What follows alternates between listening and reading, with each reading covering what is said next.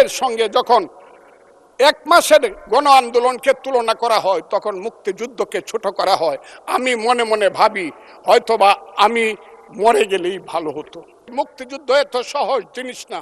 একটা বন্দুকের আওয়াজ, একটা কামানের আওয়াজ সিলেটে হয়েছে, আর আমি ময়মনসিংহে বসে সেই আওয়াজটি শুনেছি। আমি হতভাগা ফজলুর রহমান বলেছিলাম, জামাত জোট যদি মেজরিটি পায় তাহলে আমি বিষ খাবো। এই কথাটা আমি বলেছিলাম, আমি বিষ খাবো। যতদিন রয়্যাল বেঙ্গল টাইগার থাকবে মুক্তিযোদ্ধা জিতবে, রাজাকার কোনোদিন এদেশে জয় লাভ করতে পারবে না। আমি চ্যালেঞ্জ করে বলে গেলাম।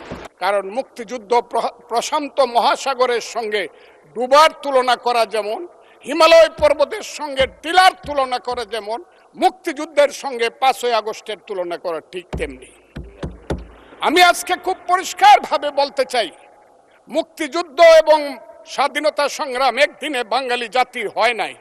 ওই কালকে আমাদের ভাই, আমার এক ভাই ব্যারিস্টার নৌসাদ জমির পাল বংশের কথা বলেছিল যে পাল বংশ আজ থেকে প্রায় 1000 বছর আগে, 2000 বছর, 1000 বছর আগে বগুড়ার মহাস্থানগড় পুণ্ড্রবর্ধনের রাজধানী স্থাপন করে বাঙালির যে শাসন শুরু করেছিল, তারপরে সেন শাসন থেকে ধরে সর্বশেষ মুঘল শাসনের পরে যখন 1757 সনে মির্জাফরের বিশ্বাসঘাতকতায় সিরাজউদ্দৌলার পতন হয়েছিল, নীল সাহেবদের অত্যাচারে যখন মানুষ জর্জরিত হয়েছিল, 1770 সন যাকে বলা হয় 74-এর মন্বন্তর, সেই সময়ে যখন বাংলার 1/3 লোক না খেয়ে মরেছিল, নীল সাহেবদের অত্যাচারে যখন বাংলার মায়েরা কেঁদে কেঁদে ছড়া বলতো, ছেলে ঘুমালো, পাড়া জুড়ালো, বর্গি এলো দেশে, বুলবুলিতে ধান খেয়েছে, খাজনা দিব কিসে, ধান ফোরালো, পান ফোরালো, খাজনার উপায় কি,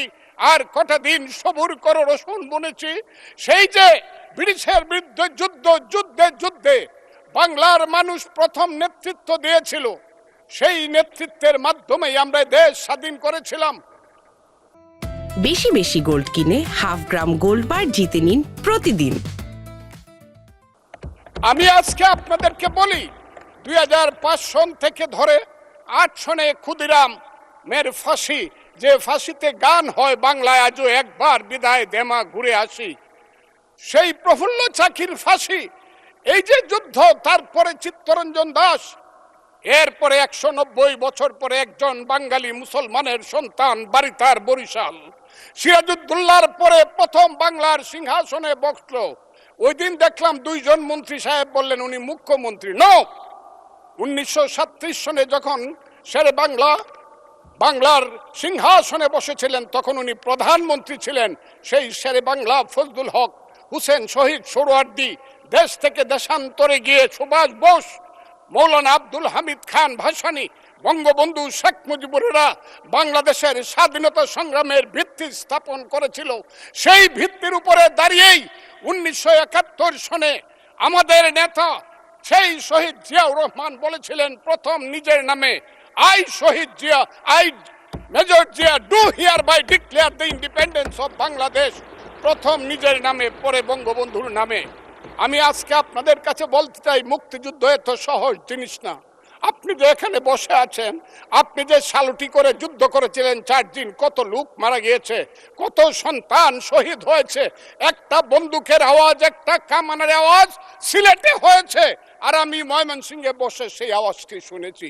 আখাউড়াতে সেই নদীতে যে যুদ্ধ হয়েছে, যে যুদ্ধে নেতৃত্ব দিয়েছে খালেদ মুশাররফ, হায়দারেরা, সেই শব্দ আমার বাড়ি থেকে 100 কিলোমিটার দূরে, সেই শব্দ আমি শুনেছি। ওই যে ধানোয়া কামালপুরে কর্নেল তাহেররা যুদ্ধ করেছে, সেই যুদ্ধের সংবাদ শব্দ আমি কিশোরগঞ্জ থেকে শুনেছি। 11টা সেক্টর ছিল, 1 নম্বর সেক্টর কমান্ডার জিয়াউর রহমান, 2 নম্বর খালেদ মুশাররফ। জিয়াউর রহমান যখন ব্রিগেড কমান্ডার হলেন তখন কমান্ডার হলেন সেইখানে। ওই ফেনীর যুদ্ধ, জাফর ইমামদের আজকে যাই করুক তারা, বিলুনিয়ার যুদ্ধ তো আমরা বলবো না। 2 নম্বর সেক্টর কমান্ডার খালেদ মুশাররফ হায়দার, 3 নম্বর সেক্টর কমান্ডার শফিউল্লাহ, 4 নম্বর সিআর দত্ত, 5 নম্বর মীর শৌকত আলী, 6 নম্বর MK বাশার, 7 নম্বর কাজী নুরুজ্জামান, 8 নম্বর MA মঞ্জুর, 9 নম্বর MA জলিল, এবং সর্বশেষ 11 নম্বর হইল কর্নেল তাহের, যার পা চলে গিয়েছিল। সেই যুদ্ধ যে যুদ্ধে সারা পৃথিবী জড়িত ছিল, যে যুদ্ধে ইন্ডিয়া 3রা ডিসেম্বর 1971 সনে আমাদেরকে সহযোগী করার জন্য অংশগ্রহণ করেছিল, এবং তার হাজার হাজার সৈন্য এই মাটিতে রক্ত দিয়ে গেছে, এবং যে ইন্ডিয়া আমাদের দেশের স্বাধীনতার জন্য বঙ্গোপসাগরে যে 7ম নৌবহর এসেছিল আমেরিকার, বিশ্বযুদ্ধের রিস্ক নিয়েছিল, আমাদের জন্য সোভিয়েত ইউনিয়নের মতো তিনটা ভেটু দিয়েছিল, তা না হলে আমাদের দেশ স্বাধীন হতো কিনা সন্দেহ ছিল। সেই মুক্তিযুদ্ধের সঙ্গে যখন 1 মাসের গণ আন্দোলনকে তুলনা করা হয়, তখন মুক্তিযুদ্ধকে ছোট করা হয়। আমি মনে মনে ভাবি হয়তোবা আমি মরে গেলেই ভালো হতো।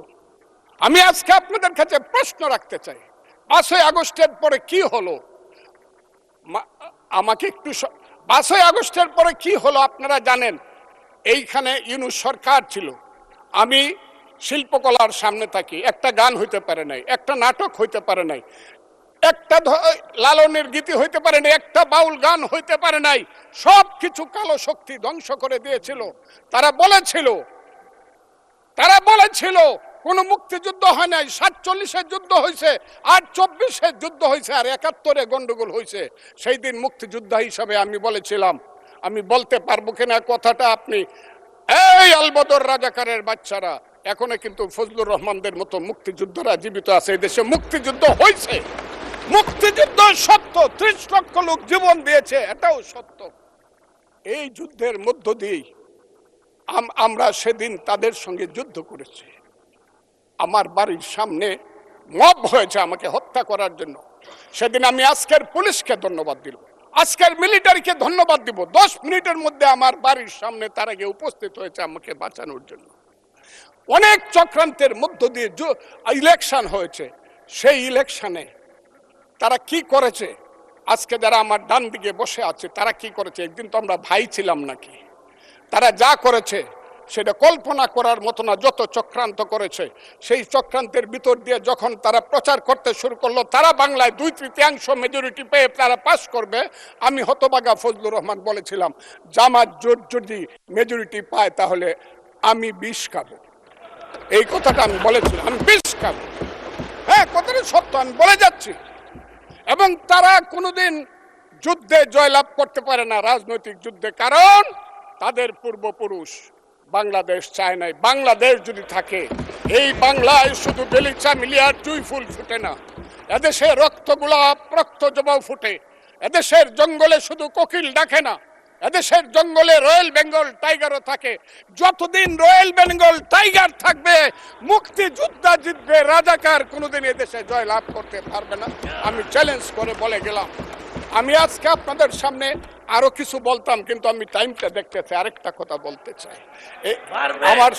আমি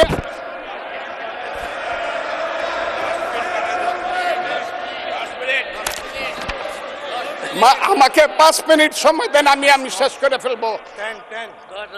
আমি আজকে আপনার সামনে শুধু বলতে এসেছি, মাননীয় সদস্য, আরো 3 মিনিট দেওয়া হলো আপনাকে। আমি বলতে এসেছি, হ্যাঁ, আমার বক্তব্যের পরে বলবে আমরা কি মুক্তিযুদ্ধ করি নাই।